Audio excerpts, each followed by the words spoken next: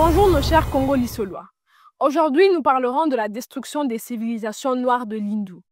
L'Inde et toutes les régions autour du Pakistan étaient peuplées de grandes civilisations noires.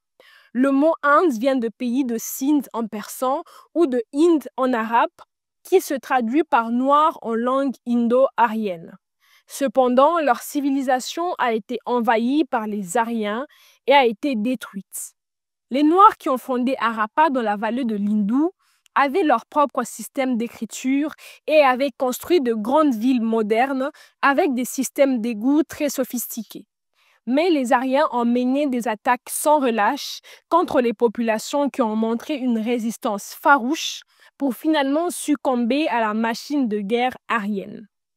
Les conquérants mirent alors en place un régime similaire au système d'apartheid, comme aux États-Unis ou en Afrique du Sud, en plaçant les Blancs tout en haut et les Noirs tout en bas de la hiérarchie raciale, dans une hiérarchie rigide et qui se maintient toujours.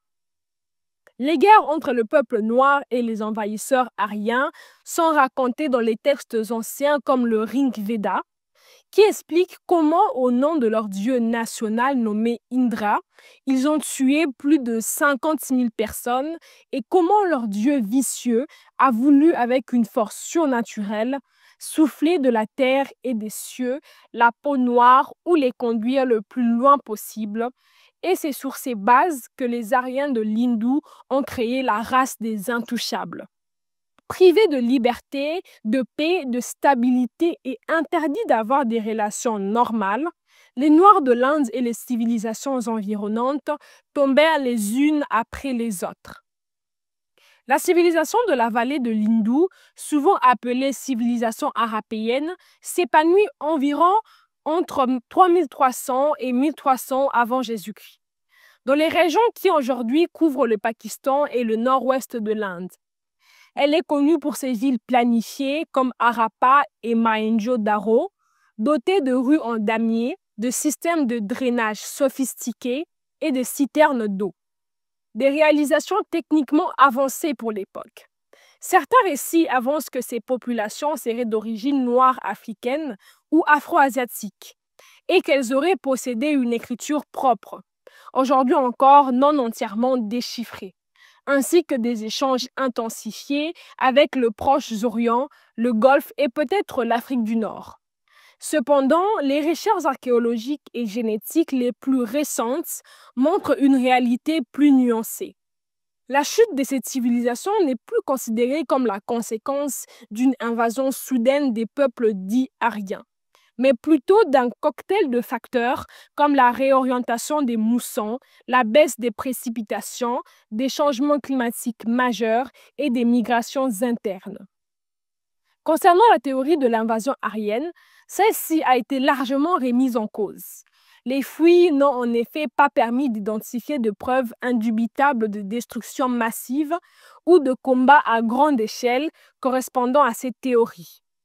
De plus, une étude d'ADN ancien publiée en 2019 montre que les populations de la vallée de l'Hindou présentent une grande hétérogénéité génétique, mais ne montrent pas de traces nettes d'une migration massive d'un peuple extérieur qui aurait détruit la civilisation. Cela ne retire rien à l'idée que les populations de l'Hindou étaient de grande valeur, techniquement avancées et qu'elles méritent d'être reconnues dans l'histoire comme des civilisations noires africaines ou afro-asiatiques selon certains récits. Car la mémoire ne se limite pas à la preuve irréfutable, mais à la reconnaissance de ce qui a été souvent ignoré ou effacé. Il est aussi important de noter que le mot Inde ou hindou en persan ou en arabe indiquait le fleuve hindou et les peuples de cette région. Mais son interprétation comme noir dans une langue indo-aryenne n'est pas confirmée par les sources académiques standards. De même, l'idée que les Aryens aient imposé un régime d'apartheid racial reste plus une interprétation symbolique ou militante qu'un fait historiquement documenté.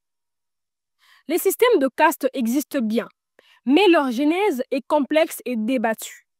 Dans un devoir de mémoire, on peut donc souligner que l'histoire de la vallée de l'Hindou met en lumière une civilisation urbaine précoce, dotée d'artisans, d'écriture, d'architecture et d'un réseau commercial étendu. Une chute peut être progressive, caractérisée par des changements environnementaux, puis une transformation sociale plutôt qu'une destruction soudaine. Un enjeu de mémoire pour les peuples noirs ou afrodescendants, rappeler que l'Afrique, l'Asie du Sud et l'Asie centrale ont toujours été interconnectées et que la civilisation ne se limite pas à l'Europe. Ce devoir rappelle donc qu'il faut regarder l'histoire de façon critique, faire la part des faits, des interprétations et engager la mémoire des non-occidentaux dans le récit. C'est aussi un appel à la reconnaissance de la valeur de ces sociétés anciennes, aujourd'hui oubliées ou marginalisées. En conclusion, la civilisation de l'Hindou nous enseigne que les peuples non-européens ont eux aussi bâti de mondes urbains, raffinés et technologiques bien avant beaucoup d'autres. Si certaines interprétations, comme celle d'une origine noire africaine ou d'une destruction par les Aryens, sont contestées ou en voie de révision, le devoir de mémoire reste bien là. Rappeler que l'histoire est plurielle, que ces civilisations méritent d'être connues et respectées, et que leur éclat n'a jamais cessé d'éclairer le passé.